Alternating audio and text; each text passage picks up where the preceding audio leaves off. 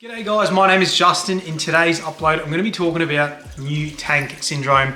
If you've just set up a new tank and it is plagued with algae, you're probably wondering what the hell's going on, what is happening with my tank. In today's video, it's going to be a series of me documenting what happens when you set up a new tank, what happens when you change the rock, you change the scape, you add sand. This is also applicable if you remove sand. Sort of the nutrient imbalances that causes from making these changes and sort of things to keep an eye out for, but mainly I'm just going to be documenting my experience with it and how I sort of go about it after being in the hobby for about 10 years now. I've just turned the flow off so it's not gurgling in the back and things like that. It's probably a bit hard to see, but my tank is going through a lot of changes at the moment.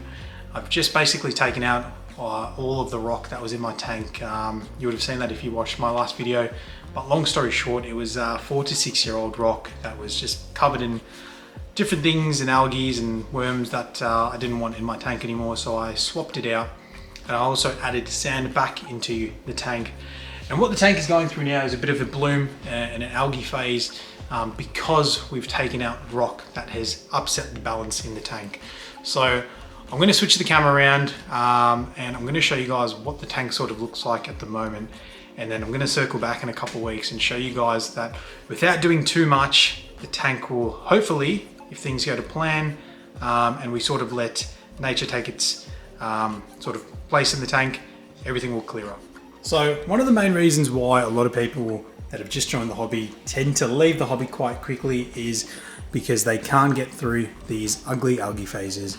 Now imagine you're new to the hobby and you're all excited, you're happy to get new corals, new tank, you've potentially just dropped thousands of dollars on new equipment and your tank looks like someone dropped a nuclear bomb inside of it. Right, there's algae everywhere, corals may seem unhappy, and there's algae on the walls, there's hairline algae growing everywhere. You probably can't even see into the tank that well because of the algae. From this side, it's all blurry. I've cleared the front of the tank so you guys can get a peek in, but you're probably wondering what the hell is going on. Now, if you've just started up your new tank, you're probably wondering how the hell do I get rid of all the algae that has started to form. The tank looked amazing on the second day that you saw the tank after it cleared up, and a couple of days later you're starting to see brown algae, you're potentially seeing hairline algae, you're wondering what the hell's going on and how do I get rid of it. Now this word is something that you'll hear constantly in the hobby, you'll hear about it throughout your life, but the easiest thing to do is to have patience. Trying to replicate the ocean in a small glass box is pretty tricky. A lot of people will tell you it's an easy thing, but I disagree. After being in the hobby for 10 years, it isn't the easiest thing, and it definitely isn't the easiest hobby. It does require a lot of patience. You don't have to be a chemist or a biologist, but having a bit of knowledge and learning from experience in the hobby will definitely help in the long run. Now, the thing you don't want to do is panic and start doing water changes every day, start trying to siphon out all the algae as soon as it appears, because what that's going to do, it's going to take even longer for the tank to balance. As you add the new rock and sand, that new rock and sand will sometimes leach different sort of minerals into the water that will cause these algae blooms. Over time, as you do water changes, and those the things that leach start to dissipate, it will slowly clear. And when I say over time, you probably think I might be contradicting myself because I just said don't do water changes every day, because there's a whole other side of that where you'll upset the nitrogen cycle, which will in fact cause a different sort of algae, which is why I say have patience with it and you will not be required to do a water change every day. So with that being said, the point of this video is more to say if you're new to the hobby and you're going through a phase of the tank that looks like this, do not panic. Follow my steps in doing basically nothing and just writing it out.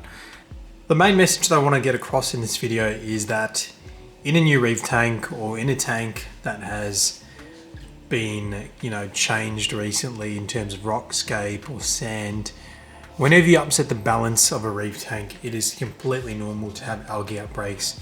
And as daunting and as unsightly as they can be and obviously look, it's something that if you persist through and you take on the correct measures but don't overdo it, you can overcome it, and it's one of those things where it pays off in the long run.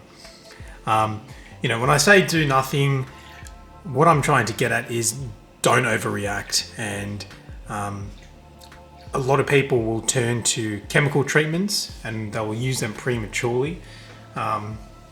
If you're having massive algae blooms and your tank is new and you're going and using these various products that will say they'll get rid of algae, I just believe it's a waste of money and probably a waste of time. They may work, they may not, but even if they do work, there's always going to be a core problem there of an unbalanced reef tank. And there is a couple of things that you can do to, I guess, mitigate the amount of algae that you may have in a new reef tank. And these sometimes work up to a certain extent, sometimes they don't. But things like ramping up and down your light schedule when you start a new reef tank. So what that means is not having your light on for too long, or diminishing the amount of white light in your actual LED if your LED is programmable. Also doing small things like blowing the detritus off your rockscape and sand when you perform a water change, or turning up the flow if applicable in your tank.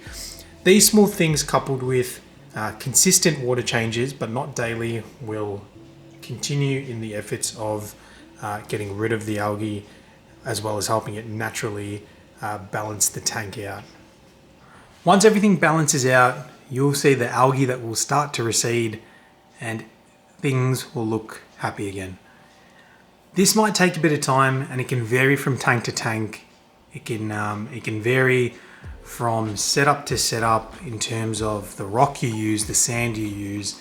And if you've got large tanks, I've seen it take multiple months for things like this to clear.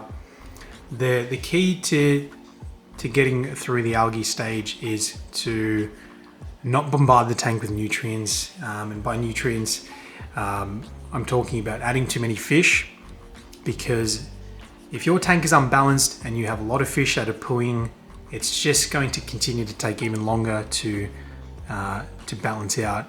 And if you don't have enough surface area for good bacteria to grow, unfortunately, that good bacteria may never develop enough to combat all the nutrients, and you will constantly have hair algae.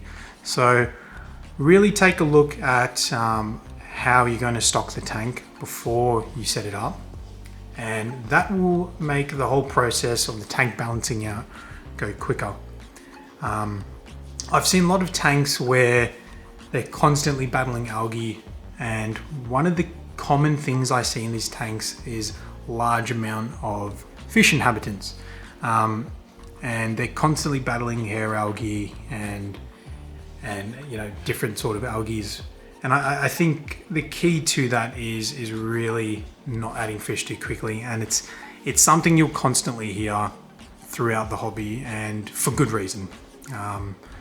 So what I'm going to do, I'm going to let this ride out, and I'm going to touch base with you guys over the next couple of weeks. And like I said, I'm not going to do too much. I'm going to continue my standard water change schedule of once every 10 days or so, and I'll clear the glass, and if all things goes to plan, the algae should clear up by itself.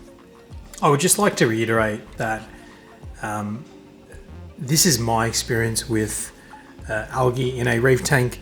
Now, if you're a seasoned veteran reefer, you may have a totally different perspective and a different experience, but if you're new to the hobby, this would be my advice to you when you're starting up a new reef tank and you're without a doubt you're going to be challenged with taking on these various type of algae, whether hairline algae, cyanobacteria, which is well, not an algae, but it can look like one. Just various types of algae. This particular brown algae, probably commonly most known as diatoms or diatom blooms, will occur in, I would say, probably 90 to 95% of new reef tanks or reef tanks that have had a recent change of scape or sand that causes a massive imbalance. It can be one of the easiest algae to beat, and like I said, usually it just goes away over time. But I just want to reiterate that it's something that all hobbyists in the reef keeping hobby face. So once again, like I said, if you're an expert, you probably know everything that I've spoken about in this video. You've probably experienced it before. This video is not really for experts. It's for those that are new to the hobby. So if you are new to the hobby, just have patience. Things do clear up.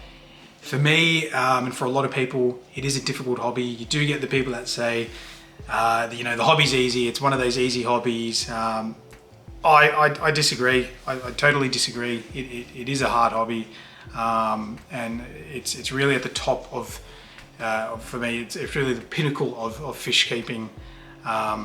But it is so rewarding if you do have that patience. So if you're new to the hobby and you're having massive algae blooms, just have patience. Don't do much, and watch how many fish you are adding to your tank at the initial stage, and make sure you have enough surface area in your tank, in your sump, for good bacteria to grow to combat heavy nutrients and algae. So thanks again for watching the video. My name is Justin.